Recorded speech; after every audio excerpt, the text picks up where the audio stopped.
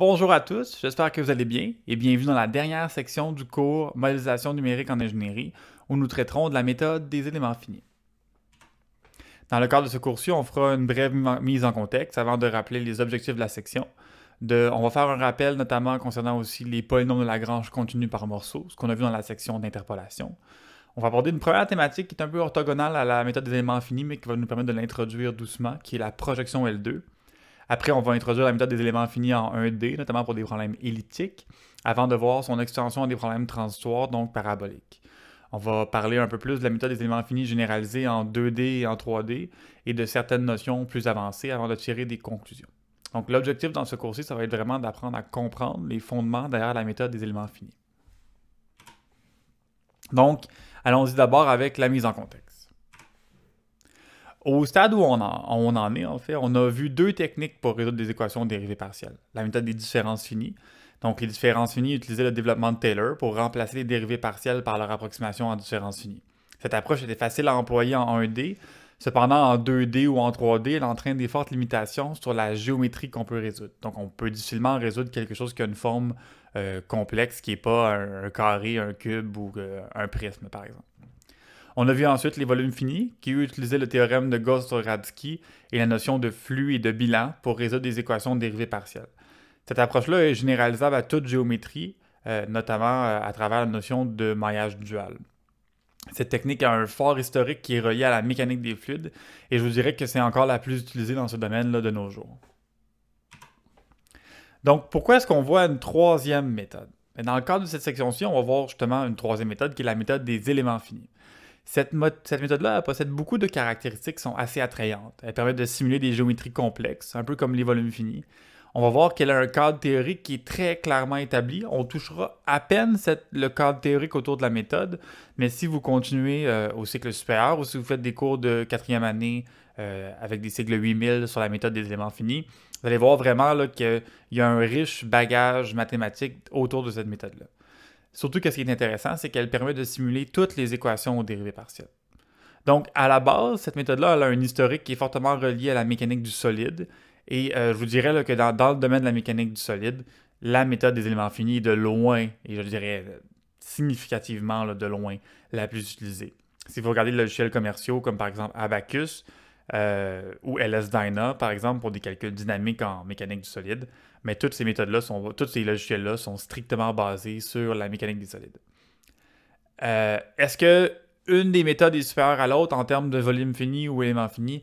Je vous dirais pas vraiment. Okay? Les deux ont des avantages et des inconvénients, les deux ont des nuances surtout.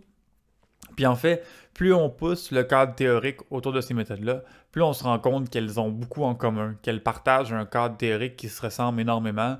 Puis on va voir par exemple, notamment là, dans le cadre de ce cours-ci, en fait en 1D, on va encore retomber sur le même système d'équations matricielles pour résoudre un problème de la chaleur en 1D régime permanent. Donc, où je veux en venir, c'est que ces méthodes-là ont beaucoup en commun, il y a des nuances, il y a des particularités. On voit que la méthode des éléments finis, elle a un cadre mathématique un peu lourd, un peu difficile à mettre en application au début, mais par contre, une fois qu'on a compris la généralisation à toutes les dimensions est vraiment comme claire, assez voire triviale, puis on n'a pas un peu les mêmes problèmes qu'on avait avec les volumes finis où il y avait des fois des nuances un peu complexes à comprendre par rapport au flux. Donc, allons-y. Donc, la méthode des éléments finis, ça peut résoudre n'importe quoi. On a devant nous un exemple de simulation numérique directe, donc de ce qu'on appelle en mécanique des fluides la DNS, d'un écoulement turbulent fait de vortex qui sont en train de s'enrouler. Donc ça, c'est une simulation faite avec le logiciel que mon groupe de recherche développe l'été, qui est un logiciel d'éléments finis d'ordre élevé, basé sur une librairie, là, Deal2, qui permet de solutionner des très gros problèmes en mécanique des fluides numériques. Donc, la méthode des éléments finis, elle peut réellement résoudre n'importe quoi. Même si elle a été créée dans un contexte plus mécanique du solide, ça marche extrêmement bien pour la mécanique des fluides aussi, il n'y a pas de problème. Donc, le principe derrière la méthode des éléments finis, je vais juste vous donner, avant même qu'on embarque dans la méthode, une idée globale de ça ressemble à quoi faire une simulation en éléments finis. Donc, la première étape, ça va être toujours la construction de la géométrie. En 1D, on va construire un segment avec des éléments. Puis en 2D, on construirait vraiment une géométrie en tant que telle. La deuxième étape, c'est la discrétisation de la géométrie. Donc, si en 1D, on construisait un segment, puis après ça, on l'a divisé en éléments, mais la division en éléments, c'est justement l'étape de discrétisation de la géométrie, qu'on nomme souvent le maillage, en fait. Donc, ici, c'est de vraiment représenter ou scinder notre géométrie en petits éléments qui, eux, vont nous servir à bâtir nos équations. De la même manière qu'en volume fini, nos petits volumes nous servaient à bâtir nos équations. Après ça, on établit les conditions limites qui vont contrôler comment notre problème va être résolu.